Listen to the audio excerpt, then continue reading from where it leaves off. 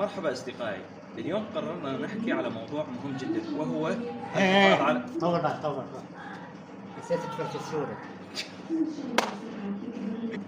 مرحبا أصدقائي، اليوم قررنا نحكي عن موضوع ايه اليوم خلينا خلينا يا أغليس، خلينا بس مرة واحدة بكون موضوع جدي قاعد نحكي بيه يا أخي. والله مستحيل من خلقتك بحياتك ما تصير جدي.